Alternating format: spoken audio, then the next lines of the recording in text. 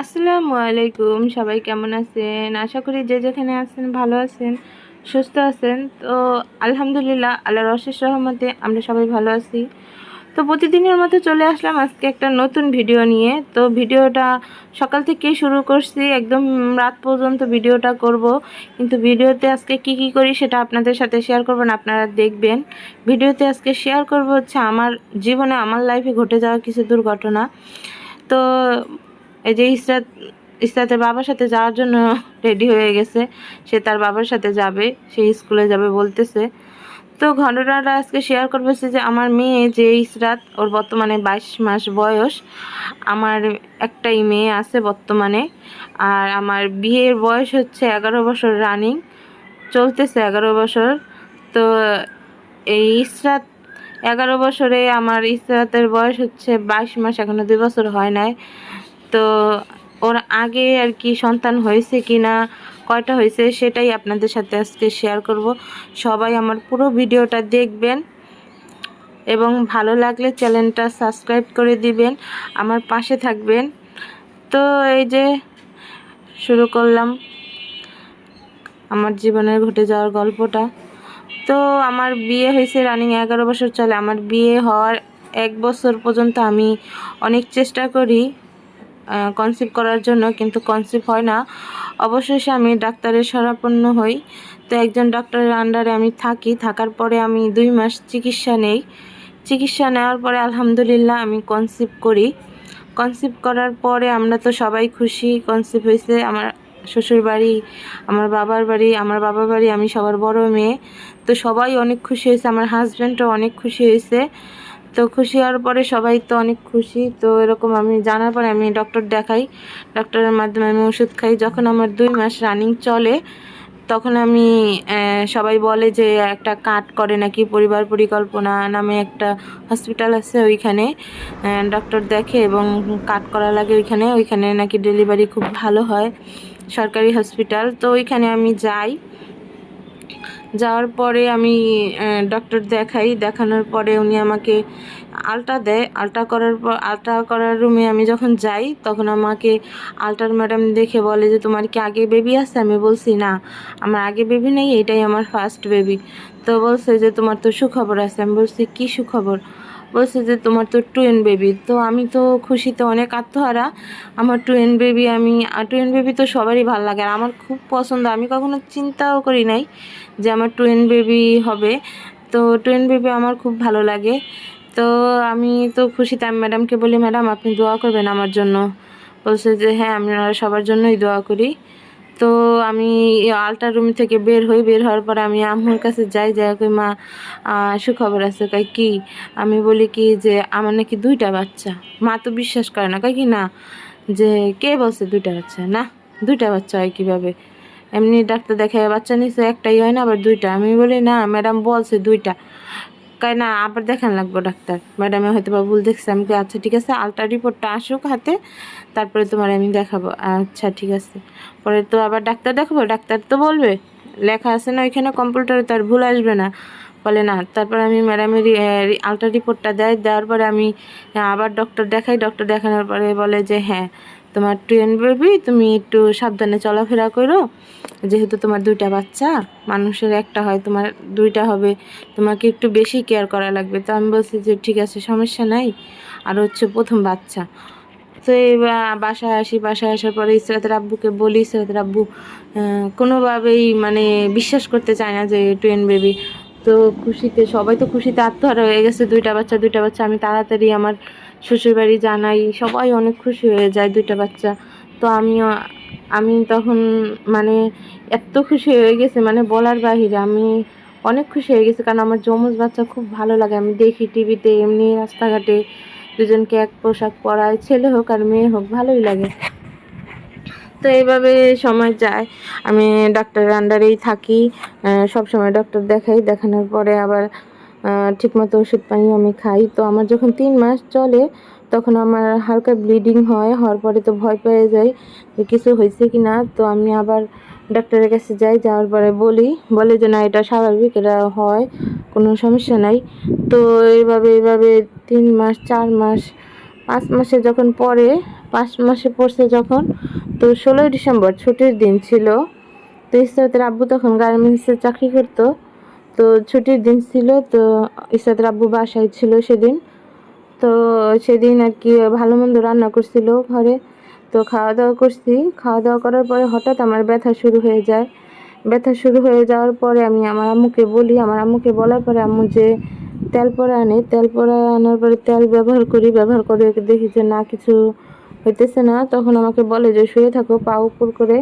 তবে আমি শুয়েছিলাম, তারপরে দেখি যে কমে না। তারপরে যে এসে আবার ডক্টরকে বলে ওষুধ আনে, ওষুধ এনে খাওয়ার পরে দেখি যে না, কোনোভাবেই ব্যথা কমতেছে না, ব্যথা প্রতিনিয়ত বাড়তেছে, শুধু বাড়তেছে, ব্যথা কমতেছে না।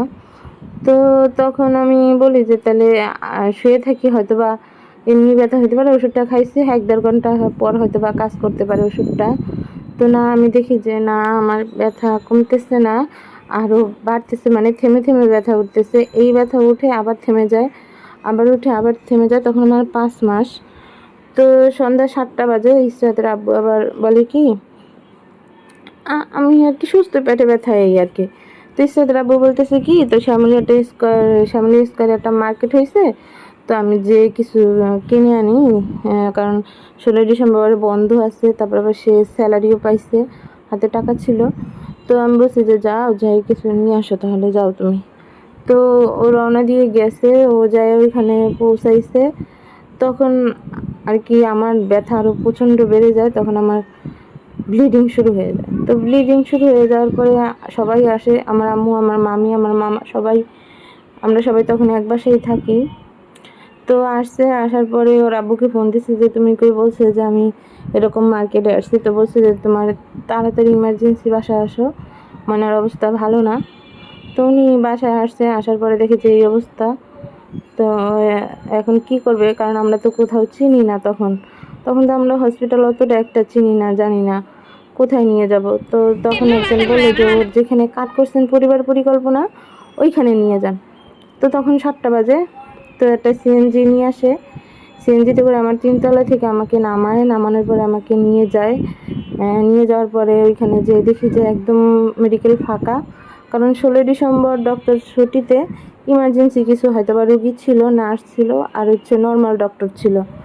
তো ওইখানে আমাকে নিয়ে যায় 3 তলা, 3 তলায় হুইল চেয়ারে করে নিয়ে যায়। নিয়ে যাওয়ার পরে ওনারা আমাকে দেখে, দেখে বলে যে না, এই রুগী এখানে রাখা যাবে না, আপনারা ইয়েতে নিয়ে যান, যেহেতু টুইন বেবি, ওকে সরাদ্দি নিয়ে যান। তো আমি তো চিল্লাইতেছি, অনেক চিল্লাচিল্লি করতেছি, ব্যথা, এত ব্যথা আমার সহ্য হচ্ছে না। তখন রাস্তার মানুষ সব আমার দিকে তাকিয়েছিল।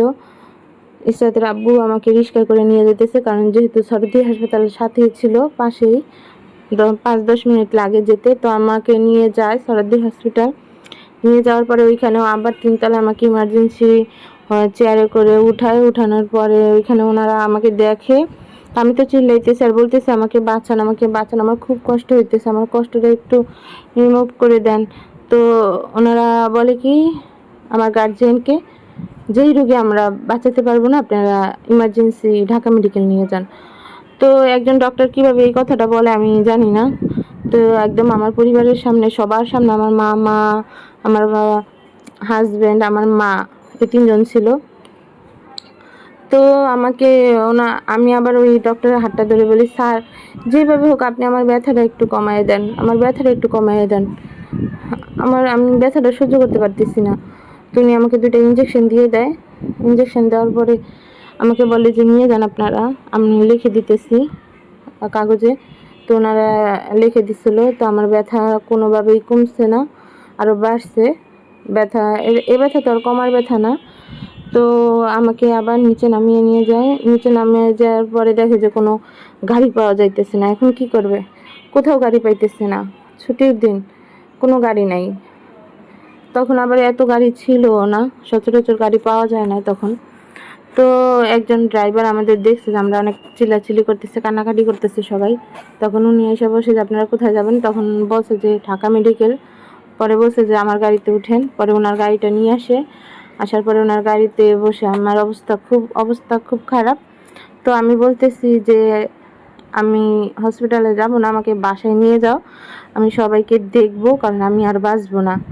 তো গাড়িতে আমার হাজব্যান্ড আমার মা কান্নাকাটি করতেছে আর বলতেছে আরে কিছু হবে না, আর ড্রাইভার বলতেছে একটু ধৈর্য ধরেন, আর অল্প একটু আছে, আর অল্প একটু আছে, এই যে এসে গেছি। এরকম করতে করতে করতে করতে ঢাকা মেডিকেল অবশেষে পৌঁছাই। পৌঁছানোর পরে ওইখানে চিকিৎসা এত ভালো, মানে অনেক ভালো চিকিৎসা ছিল তখন। তো ওইখানে কতগুলো লোক থাকে চেয়ার নিয়ে।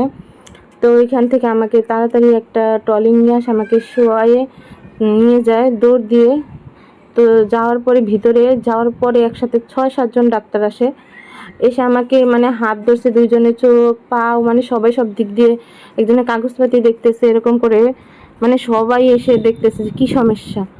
তো এখানে ওনারা ইমার্জেন্সিভাবে আমার হাতে স্যালাইন ঢুকাইয়া দিছে, কারণ ওনারা তো দেখছে কাগজে লেখাই আছে সব কিছু, এখান থেকে লিখে দিছে 2 হসপিটাল থেকে।